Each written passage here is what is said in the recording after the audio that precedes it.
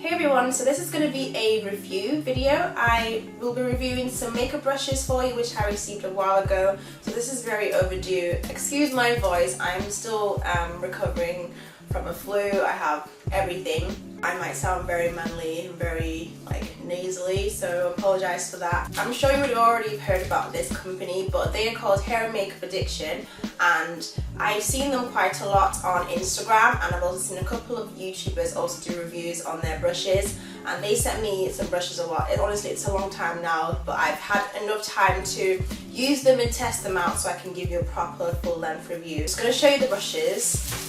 They all look like this. These are, I got two sets, so this one is the one I haven't used yet, so I thought I'd show you all brand new and clean, and I'll obviously show you what I use each brush for, and my favourites and my not so favourites. My least favourite brushes as well. I'm just going to show you the face brushes first. So you have five face brushes. The first one, I'm going to start with this little one.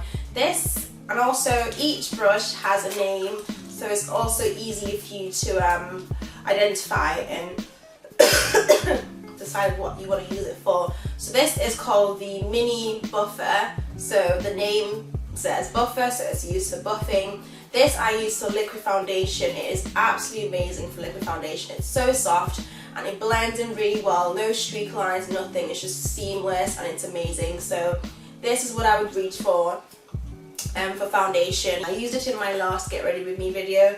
I actually used these brushes in that video, so if you want to see them in action, I will list that video in the description box or somewhere in this video. The next brush is the Finisher. It obviously reminds me of the Flat Tip Kabuki by Sigma, and just looks like that. And the brushes, by the way, are all synthetic brushes as well, but they're so soft. You can use this as a powder as well, but I feel like this is more of a foundation brush. The next one is called the Buffer. This is the bigger version of that smaller one I showed you. This one I use for powder. I use this for my all over powder, so my Mineralized Skin Finish by MAC. I would use this. Normally I would use a bigger brush so that it doesn't pick up so much. This brush tends to pick up quite a lot of product.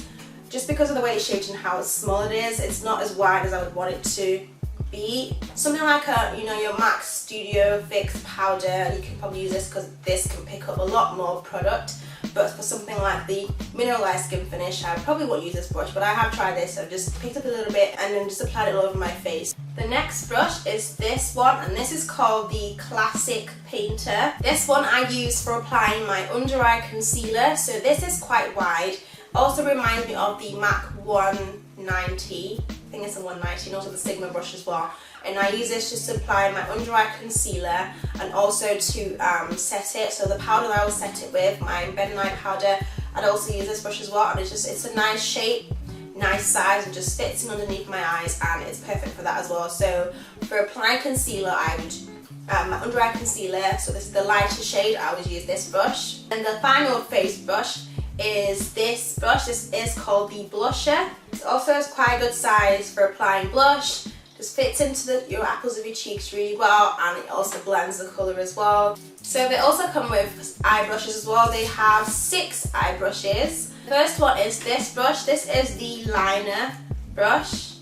I use this for shaping my brows. So I would use this to apply my brow powder or eyeshadow, and it's perfect because it's so angled and sharp, and it's very precise, and it's amazing. This one I use the most out of all the brushes. I will definitely tell you my favourite ones, but this is the one I use the most. I absolutely love it. It's just very nice, because a lot of these brushes that look like this sometimes kind of sort of move around too much and doesn't really give you that precise line, but this is amazing. The next one is called the Shader. I use this to apply concealer when I'm shaping my brows. It's amazing. It's also very precise. One of my second favourite brushes out of the collection, and it just basically just draws that line so perfectly, and I always use this. It is shaped like a concealer brush. You can use it for all over your face, but it is very small, so I definitely just focus on my brows. The next brush is called the Detailer brush.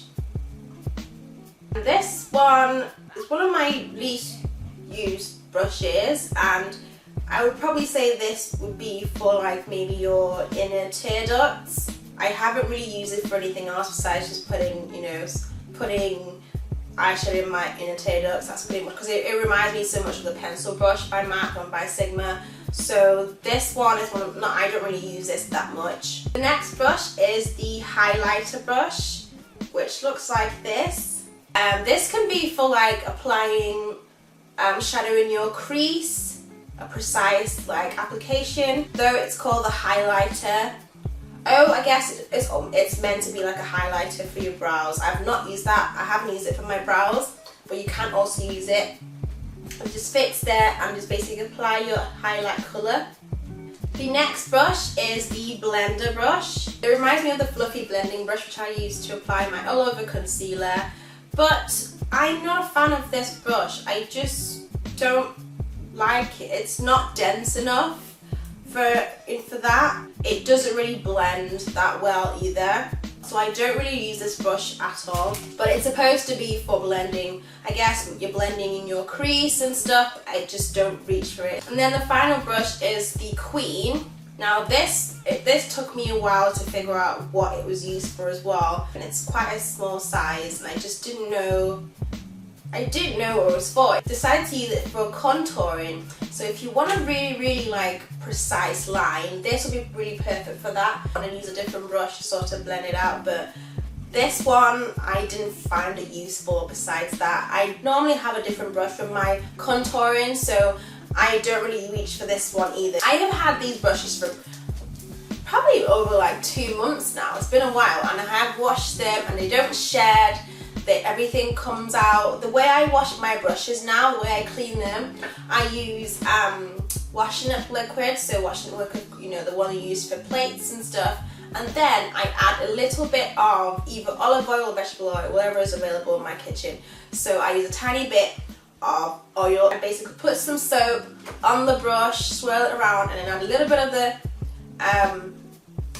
oil, and then sort of squeeze it out like that. And when you squeeze it out, you just see all the makeup come out, and it literally, your brush is left brand new. I didn't figure this out till like quite recently, and at some point I wanted to throw away a lot of my brushes because they weren't getting cleaned, especially my Real Techniques brushes. But I tried that method and all my brushes look brand new. So that's how I clean my brushes. But then these brushes don't shed. I haven't experienced any shedding or any weird smells or anything, or any like sort of colours coming off, maybe like a dye or something. Everything is so intact. I like the handles, pretty different, and I like the fact that they have names as well. So at least if you're a beginner, you kind of know what it can be used for. And to be honest, do I reach for the brushes compared to my Sigma brushes?